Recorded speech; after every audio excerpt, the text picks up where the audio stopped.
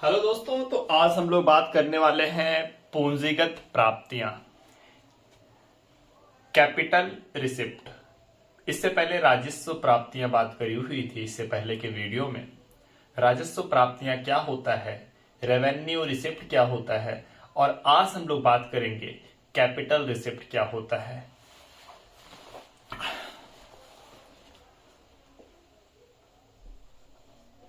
पूंजीगत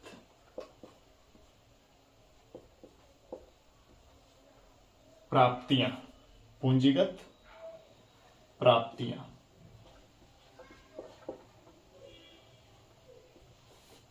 जिसे हम लोग कहते हैं कैपिटल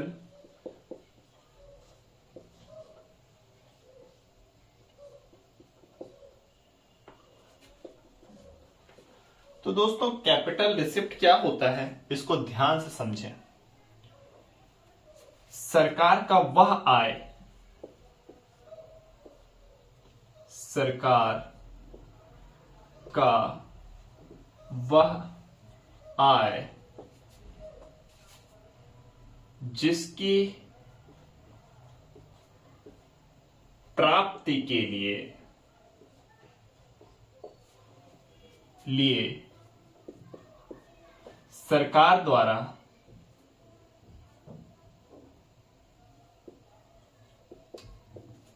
सार्वजनिक संपत्तियों का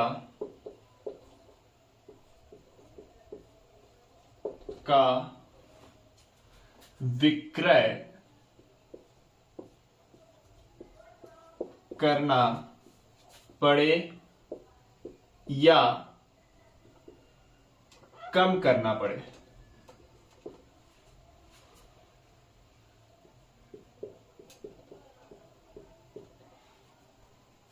तथा या फिर सार्वजनिक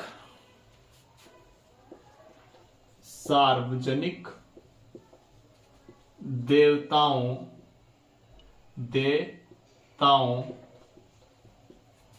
को बढ़ानी पड़े।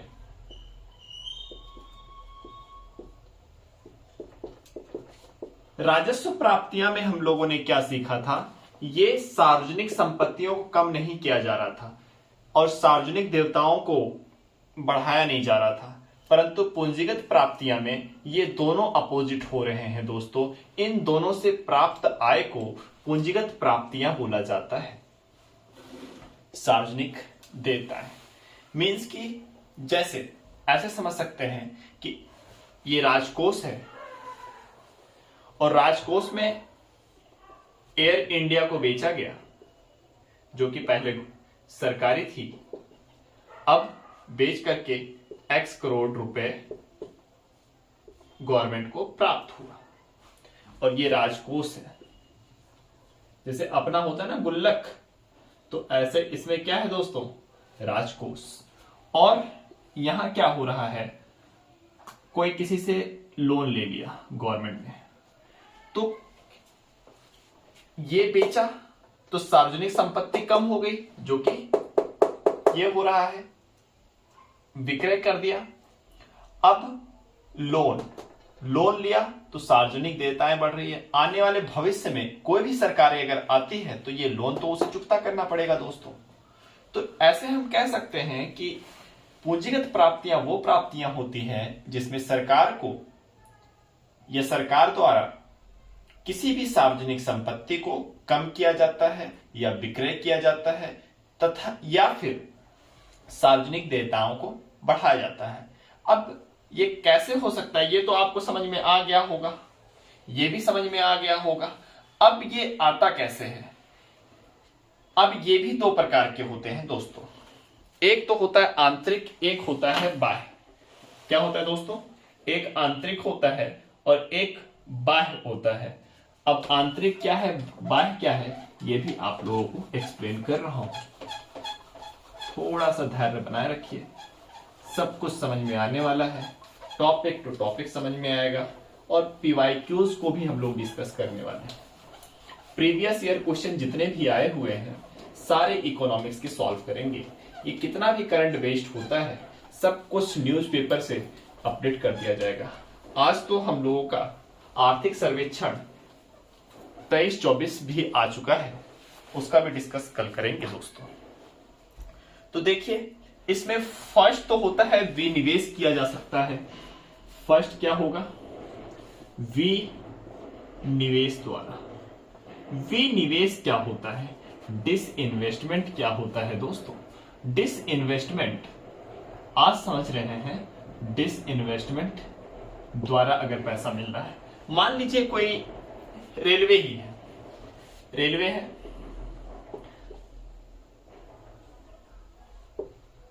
तो इस टाइम सरकार का 100% शेयर रेलवे का, इंडियन रेलवे का सरकार के पास है। अब ये 40% शेयर सेल कर दे रहा है, तो ये क्या कर रहा है? निवेश नहीं कर रहा है, जो निवेश हुआ है उसमें से पैसा निकाल रहा है। डिसइन्वेस्टमेंट, विनिवेश कर रहा है दोस्तों, तो इसे हम लोग कहते हैं डिसइन्वेस्टमेंट। दूसरा क्या हो सकता है दोस्तों?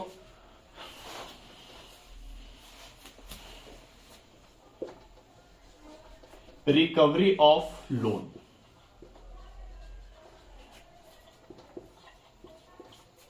अब रिकवरी ऑफ लोन मींस कि ऋणों की वसूली।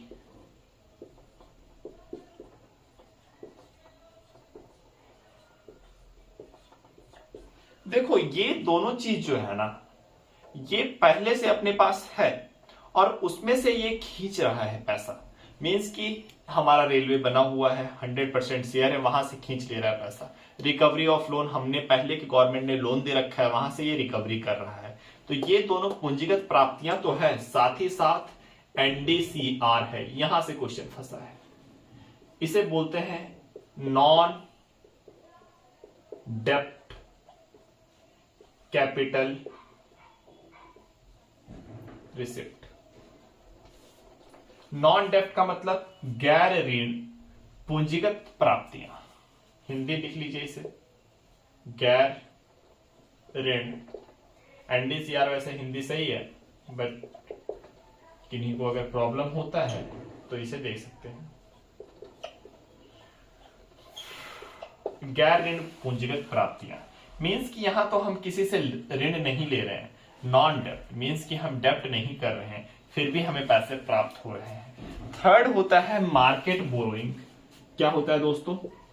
मार्केट बोरोइंग मींस कि बाजार से उधार लेना।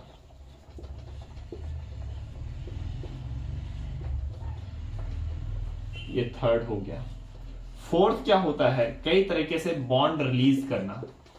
बॉन्ड रिलीज करना,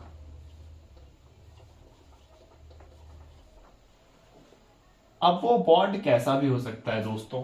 अब देखिए ये विनिवेश, ये आंतरिक हो सकता है। रिकवरी ऑफ लोन, ये बाह्य भी हो सकता है, आंतरिक भी हो सकता है। बाजार से उधार लेना या आंतरिक भी हो सकता है और बाह्य भी हो सकता है। बॉन्ड ऑफ रिलीज, ये आंतरिक भी हो सकता है, बाह्य भी हो सकता है। दोस्तों ये हमारे पूंजीगत प्राप्तियां हैं।